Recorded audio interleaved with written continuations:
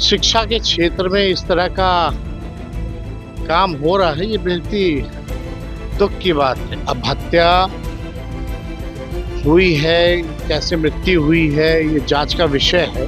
एक निष्पक्ष जांच होनी चाहिए।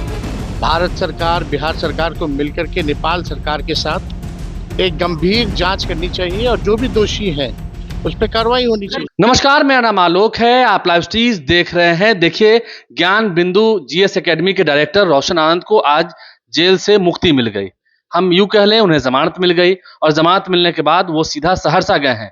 पटना में रुककर उन्होंने मीडिया कर्मियों से साफ साफ कह दिया है कि फैसल खान सर के बारे में कह रहे हैं, फैसल खान ने ही साजिश रची है उनके भाई की हत्या की। देखिए, उनके भाई की कल संदिग्ध मौत हुई है नेपाल में, और प्रिंस यादव, उनकी हत्या कैसे हुई, प्रिंस की हत्या कैसे हुई, इस मामले की जांच चल रही है।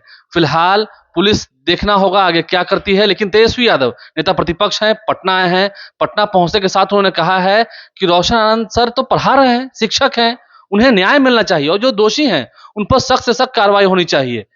रोशन आनंद जो कि ज्ञान बिंदु के डायरेक्टर हैं, शिक्षक हैं, प्रसिद्ध शिक्षक हैं, जिन्होंने हजारों बच्चों का भविष्य संवारा है, उनके समर्थन में उतरे हैं तेजस्वी यादव। क्या कुछ कह रहे हैं, हम आपको सुनवाते हैं। देखिए, हम लोगों को ये खबर मिली है, बेहद ही इस बात का दुख है और हम लोगों की संवेदना जो है रोशन जी और उनके पूरे परिजनों के साथ हम लोग इस दुख के घड़ी में खड़े हैं। हमारी पूरी संवेदना है। अब हत्या हुई है, कैसे मृत्यु हुई है, ये जांच का विषय है और ये अंतर्राष्ट्रीय इशू है। अभी तक शायद पोस्टमार्टम का जो है रिपोर्ट जो है अभी तक आया नहीं है, जहाँ तक हमारी जानकारी के अनुसार। लेकिन जिस प्रकार से अभी शिक्षा के क्षेत्र में इस तरह का काम हो रहा है, ये बेहद ही दुख की बात है। कहीं ना कहीं से जो भी लोग हैं कोचिंग संस्था में, अगर इस तरह की वारदातें होती हैं, गोलियां चलती हैं, हत्या होती है, तो ये बहुत ही दुख का विषय है। और इस विषय पे तो जो राज्य सरकार जो है ये संदिग्ध के घेरे में जो है आता है। एक निष्पक्ष जांच होनी चाहिए।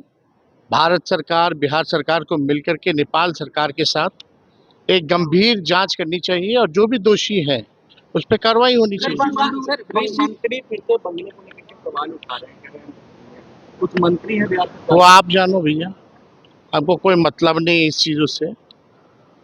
हत्या हो रही है, अपहरण हो रहा है, रिश्वत वाले मामले में बड़े से बड़े घोटाले हो गए, बड़ी से बड़ी मछलियां जो हैं उनको बचाने का काम किया जा रहा है। राज का खजाना खाली है, विपदा आ पड़ी है। बिहार में आप देखिएगा, छात्र जो है, नौजवान जो है सफ़र कर रहे हैं, नौकरियां नहीं निकल रही, ट्रेन समय पे नहीं चल रहा। सबसे ज़्यादा अगर कोई भुगत रहा है तो इस बिहार के नौजवान भुगत रहे हैं। ये विषय ज़्यादा इम्पोर्टेंट है। जिनको चिंता है हमारी, उनको चिंता करने की कोई ज़रूरत नहीं है। हम लोग देख लेंगे जो भी चीज़ें हैं।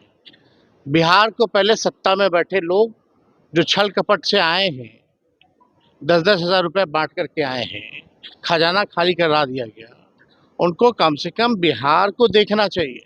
पढ़ाई, दवाई, कमाई, सिंचाई, सुनवाई और कार्रवाई के मामले में फ्लॉप है।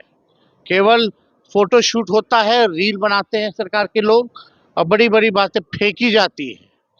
दरभंगा में किस प्रकार से जो एक मैनेजर की जो मोटरसाइकिल है, यामाहा या कोई, किस प्रकार से हत्या कर दी गई।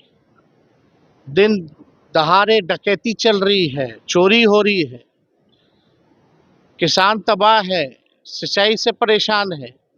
इस पे चर्चा होनी चाहिए। 4000 ईवीएम सर बंगाल में जल गए सर, और कुछ ही दिन पहले वहाँ चुनाव हुए और जल गए कि जला दिए गए, तो जांच का विषय। तो पटना आते के साथ ही तेजस्वी यादव ने अपनी बातें रखी हैं। देखिए, रोशन आनंद सर अपने गांव सहरसा गए हैं, जहां पर उनके भाई का पार्थिव शरीर कल देर रात को ही पहुंचा था। उनके परिवार में मातम पसरा हुआ है और इस गम के माहौल में अपने परिजनों के साथ रहेंगे। इस दुख की घड़ी में ईश्वर उनको हिम्मत दे, ये हम भी कामना करते हैं। लेकिन तेजस्वी यादव ने भी साफ साफ कहा है, जो दोषी हैं उन पर कार्रवाई हो। खान सर और रोशन आनंद सर में ये अदावत कोई आज की नहीं है, ये पुरानी अदावत है, ये पुरानी लड़ाई है, साल 2020 से पहले की लड़ाई है। लेकिन इस बार जब गोलियां चली, संस्थान के बाहर गोलियां चली और उसके बाद फिर रोशन आनंद जेल चले गए, शिक्षक होते हुए भी जेल चले गए, खान सर क्यों नहीं गए, कुछ लोग तो ये भी पूछ रहे हैं। खैर न्यायिक मामला है। अब रोशन आनंद को जब जमानत मिली है तो खान सर, फैजल खान नाम ले लेकर बरसे हैं।